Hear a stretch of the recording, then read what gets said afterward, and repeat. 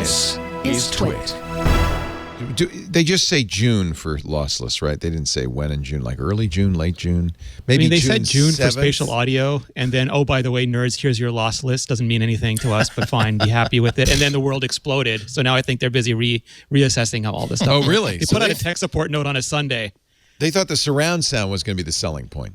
Oh, yeah, 100%. Apple engineers have been saying this is stupid, don't do this for a decade. Like, you can hear the old iTunes engineers, they put out white papers saying, at a certain level, at a certain age, like the level of human hearing, if you're sending this over wireless, like, this is just nonsense. It's pure marketing BS. But then every company started doing it, and I guess they said you have to do it too. And they're like, okay, we'll have 8 paragraphs on how amazing spatial audio is, and then at the very bottom we'll say, here, nerds, here's your lossless that I know you're going to pump over Bluetooth anyway. But they didn't put any work. Like, they didn't explain any of it because they didn't care about it, and then it just came back and bit them for a week until they got the tech support article up 2 days ago. So are they right? Is it unimportant? High-res audio is nonsense. I think you'll find almost every engineer explain that high-res audio is nonsense, but everybody is doing it, so they did it. Lossless audio is debatable. Some people say they can hear it, other people can't. Some people say CD vacuum tubes and vinyl are great. I'm not going to go that far, but I do want CD quality. That seems no, but the problem was they said no. They didn't explain why. Like, they said no, it's only wired, and they didn't explain that currently all of Apple's headphones use a very lossy Bluetooth codec that it makes zero sense sending a lossless signal over. And they didn't have a wire that was ready for it. They didn't have a new codec that was ready for it that would make it less lossy. Still lossy because still Bluetooth. And then it just became a nightmare of bad messaging and doom. Rage baiting on the internet.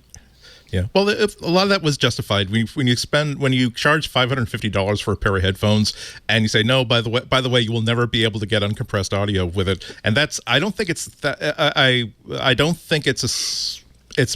hoodoo that lossless is better quality than compressed. Depends on the audio quality. Depends on how it was mastered. Depends on the source of the audio, of course. But that is one thing where that's table stakes. You absolutely have to be able to provide lossless audio. But one of the things that I've been over the 3 different times on 3 different radio shows I've had to explain is that when the recording industry came up with the CD audio format, they absolutely knew what they were doing. This is lossless audio, and they developed an audio format that would exceed human hearing enough that nobody would be able to tell the difference between this and the source material. Digital arguments notwithstanding, so therefore anything that is CD quality, it's almost impossible to improve upon that. So absolutely, it's no good for people to argue that you need to have high-res audio to be truly audiophile. But this is again, I don't think that Apple should be railed over the coals for this, but they have to take their lumps that I have a $550 pair of headphones that can't even pass through like plain copper audio because I do believe that I don't trust my own ears because, again, I'm not 22 years old, and I was perhaps not quite as safe with my hearing protection as I was as a lad. But when I listen to audiophiles, actually audio engineers talk about it, they do talk about how for $550 you can get so much better quality audio, so long as you don't value spatial audio, of course. But most of the reviews that I've seen that compare on an audiophile basis don't seem to absolutely love the Apple's $550 option, and that could be something that could have mitigated a little bit by simply saying, "Hey, if you don't like the Apple Wiffle dust, we can just simply give you really good reproduction of whatever signal you pump into it via copper." Yeah, they made a couple big mistakes there. Like, one was that the cable they sold initially was not good. Like, it doesn't give you anything. It can't even transit lossless audio. And if there's one way you want to transit lossless audio, it's over a cable. The other, why can't because I don't understand. So the problem with the AirPods, and I'm saying problem in quotes, is that Apple designed them for a Bluetooth world. Like, the whole goal of those products was to take crappy Bluetooth audio and make it sound amazing. Like, they weren't imagined for a lossless world. When HomePod is going to get lossless because that uses Wi-Fi and they can send a lot of signal over Wi-Fi. But Bluetooth is just the data. It doesn't have the capacity for it. But I'm using a copper cable. Why, if I buy that? Because it's a really low quality. It's not designed. Like, they need to make a better cable and then firmware update. Could they do that? Which I'm sure they're going to do. They just didn't have it ready. There are some rumors that they're going to try to make these work with lossless. But the other part that I hate that The part that really bothers me, and I don't know if Andy feels the same, is then you have the higher level audiophiles going, oh, your $500 HomePod. I spent $500 for my cable. You're not listening to anything but garbage on those. If you don't have $10,000 headphones, why are you even complaining? Nonsense. Well, no, that's, I mean, I I know that. yeah. That's nonsense. I'm with you on. I'm sorry, Alex. I'll answer this quickly. I'm absolutely with you on that. But the difference, though, that is that I think that Apple is definitely trying to sell a high-end consumer headphone as opposed to a mid-range or low-end audiophile thing. So it's kind of I'm also bummed out that the reason why it has these limitations is, as far as Apple has been forced to testify thus far, just a matter of dogma that everyone uses wireless. Nobody uses cables anymore. Nobody wants cables anymore. And they don't talk to each other. The teams don't talk to each other. It's frustrating. And the other thing is that, okay, so if you really are investing in a wireless, the convenience of wireless, look at what Sony did with their 1000s, which is it's made out of plastic, which means it's lightweight. It folds up into a nice compact little package. It comes with a really nice case. You can toss it in your backpack. So here's our wireless future. Here is a completely metal pair of headphones that is going to be painful to wear like for 3 or 4 hours a day. It doesn't fold really neatly. The only case we're going to give you is, again, this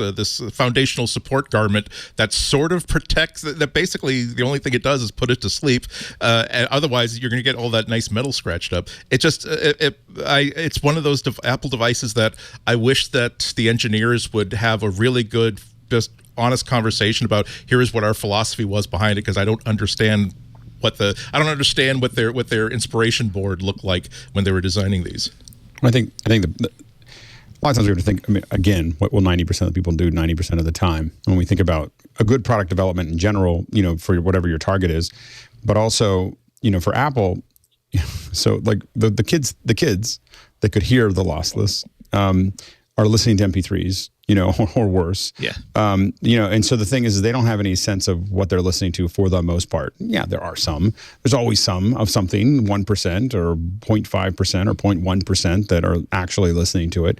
The folks that are talking about lossless most of the time can't hear it, can't hear the difference between lossless and 320, and so, or can't hear it very well, especially in the environment that they're listening to.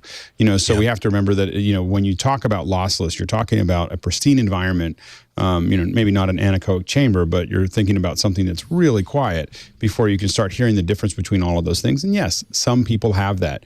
Almost nobody, but not nobody.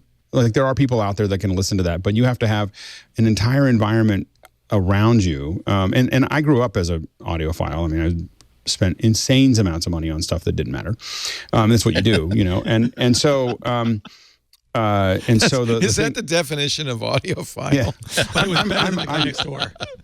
I'm a recovering audiophile. I mean, I remember back in the day, we used to take Sharpies and we'd run a Sharpie around the outside of the CD to keep the light from. You call yourself an audiophile? It was a green Sharpie. Only the green Sharpie worked. It was a green Sharpie. It was a green Sharpie. So the thing is, I've lived that life, and I'm just saying that it is the thing that is going to be the big thing, and we kind of pass by it. We're like, if you think Spatial is a thing, Spatial is going to be the thing. Like Spatial is going to be a massive thing. I listen to a lot of Spatial, and I work on Spatial. There's some confusion between what Apple's calling Spatial and 3D sound. So I think only Rene Ritchie knows. So I'm going to ask you, Rene.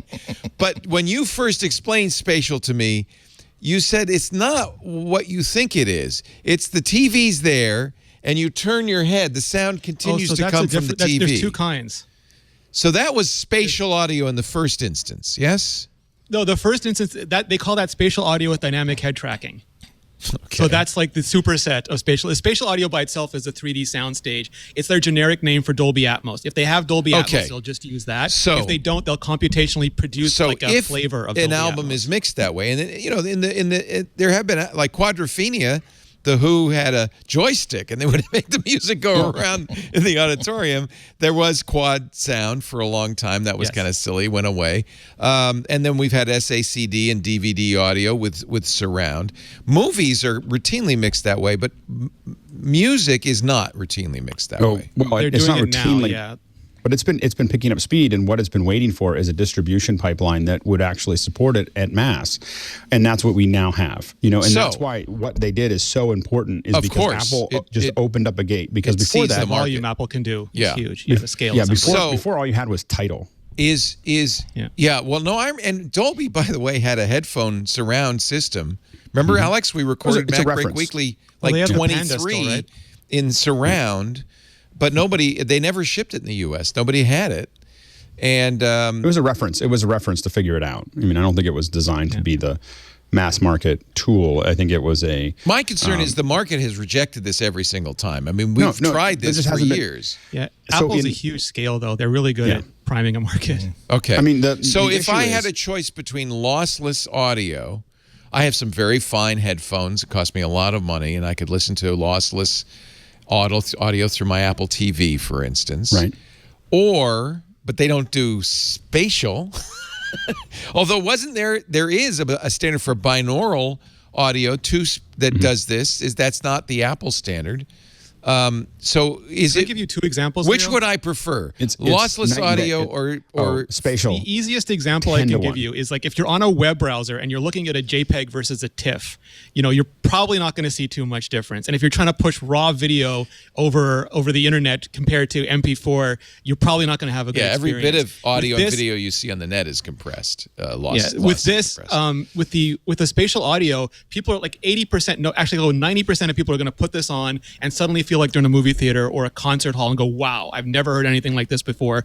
The lossless audio is like going from 16K to 17K on your 1080p TV. Well, for most people. And I would say that I would even say that it's, I mean, for someone who works in this and you listen to it all the time and you get used to it, the quality, the lossless is like is like having a black and white image that is a TIFF or a JPEG, and then the spatial is adding color to that. So color to that black and white image, because it is so much different than what you're looking at.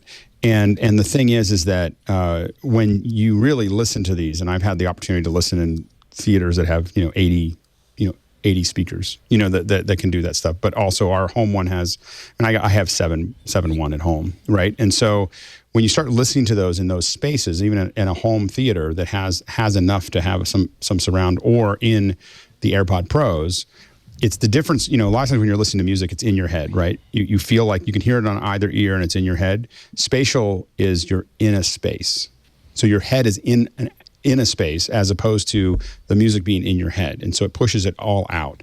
And suddenly you're able to hear it all around you, rather than feeling like it's just bouncing around inside your head. And that's why it's so much different than like the difference between stereo and spatial is 10 times the difference between mono and stereo. And so as you start to, when you start to listen to it and you start understanding it and you start really hearing it, and part of it has to do with a well-designed spatial, because the spatial designer has to create the space. Yeah, because when I'm at a concert, all the music's coming from in front of me, unless I happen to be playing in the band. Well, and now when you see a concert that's been done in spatial, it is I've seen a lot of those, and I would never go back to it. I mean, unless I was front 20. If you gave me one of the front 20 rows in the center, right, with a backstage pass, I'd go.